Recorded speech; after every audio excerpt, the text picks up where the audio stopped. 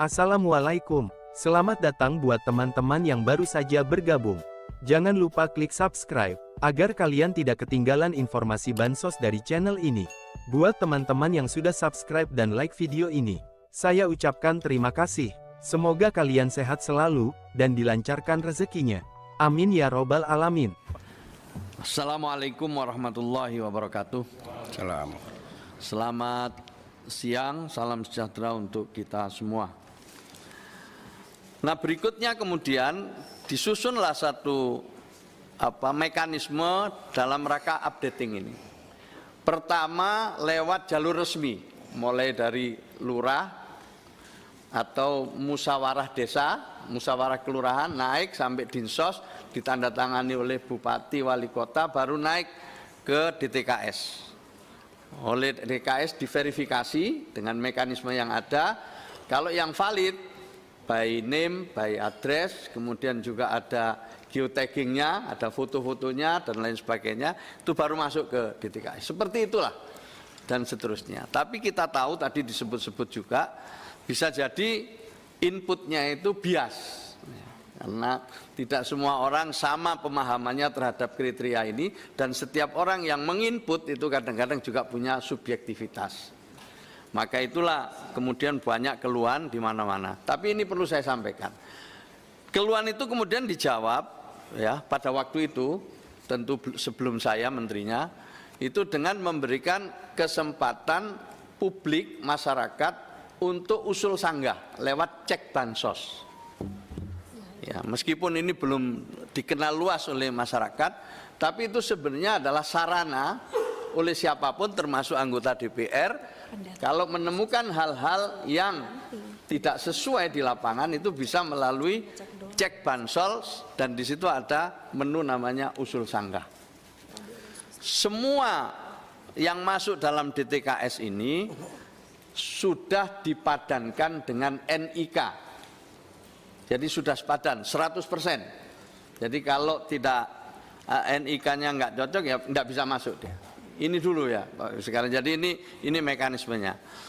Tapi sekali lagi lah untuk sebagai informasi kepada para anggota sekalian, perlu saya sampaikan ini mekanismenya seperti itu. Sebenarnya lumayan memberikan kesempatan juga untuk usul sanggah. Tapi sayangnya kalau kita lihat ya memang ini belum dimanfaatkan dengan baik ya oleh masyarakat. Mungkin karena sosialisasinya kurang, mungkin karena sinyal atau kurang bisa di daerah itu kan banyak sekali masih hambatan-hambatan gaptek gitu. Lalu apa yang dilakukan oleh Kementerian Sosial? Yang pertama adalah kita memenuhi hak dasarnya dulu. Hak-hak dasarnya yang lewat program PKH itu, mulai dari kebutuhan nutrisi bagi ibu hamil maupun anak-anak yang tadi sudah saya sampaikan, itu biayanya juga sudah ada, indeksnya sudah ada di situ. Nah, ini adalah memang menjadi hal yang membutuhkan biaya besar ya, karena ini pemenuhan ini yang sifatnya bansos. Apakah berhenti di situ? Tidak.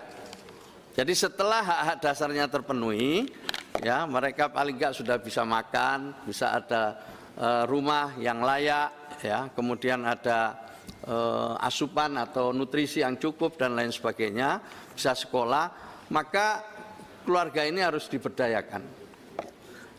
Nah, diberdayakan itu di paling kanan ini, padahal biaya pemberdayaannya itu paling kecil di Kementerian Sosial ini. Yang terbesarnya itu adalah di bansos, sehingga orang taunya cuma bansos, gitu. Dan ini hanya semacam ngasih ikan, tidak ngasih kail. Padahal yang dimaksud bansos di sini adalah untuk memenuhi hak-hak dasarnya dulu. Lah bagi yang semuanya normal, tidak ada masalah, itu langsung diberdayakan. Tapi yang tidak, yang fungsi-fungsinya belum utuh, itu perlu direhab. Maka tadi kalau Ibu menyampaikan 12 sasaran tadi, kita sudah rumuskan, Bu, kita sederhanakan menjadi 12 pas. Jadi yang anak-anak dikategorikan khusus anak-anak, jadi semuanya 12 pas. Pas itu pemerlu atensi sosial. Jadi 12 pas. Jadi nggak 26, sekarang kita bikin 12 pas. Tapi sama, karena itu Permensos. Nah, jadi Bapak Ibu sekalian, bagi yang belum fungsinya belum cukup, nanti direhab ini. Kita rehab, dan kita punya sentra-sentra untuk merehab itu. Tadi saya ke Handayani itu, diantaranya baru pertama kali juga saya lihat, yang pada saatnya kami mengundang juga para anggota DPR bisa melihat sentra-sentra kita yang memberikan layanan kepada para pemerlu bantuan atau pemerlu layanan kita. Nah, Bapak Ibu sekalian, terakhir ini untuk mempersingkat waktu. Sekarang yang kita ingin kerjakan bersama-sama ke depan adalah graduasi. Bagaimana orang yang sudah masuk data ini, kemudian kita intervensi dengan program PKH maupun Bansos, lalu kita berdayakan, dan setelah kita berdayakan, dia lulus. Dia tidak lagi masuk di TKS, tapi dia sudah naik menjadi kelompok rentan atau kelompok yang sudah dikatakan masuk kelas menengah. Apakah Kemensos bisa sendiri? Jelas tidak. Maka itulah kami sudah diskusi dengan Pak Budiman Sujatmiko, ya sudah 3 kali kami ketemu, sudah diskusi untuk kemudian bisa mensinergikan, bisa mengintegrasikan dengan kementerian-kementerian yang lain. Ada Kemenko Pemberdayaan Masyarakat, kemudian ada BP Taskin sendiri punya Pak Budiman, ada BKKBN, ada Kemenaker, dan juga kementerian-kementerian lain yang punya irisan kuat dalam rangka pemberdayaan ini. Maka itu juga termasuk UMKM, koperasi, itu semua adalah kementerian dan lembaga yang bisa kita ajak untuk mendorong supaya semakin banyak KPM kita ini yang nanti lulus. Jadi dia sudah tidak lagi masuk di dalam data yang kita miliki. Kami sedang mendiskusikan di dalam, nanti mohon masukan dan mohon persetujuan. Kita punya target misalnya setiap tahun ya berapa KPM yang bisa kita graduasi. Yang tadi juga disinggung menarik adalah kerja kita bersama dengan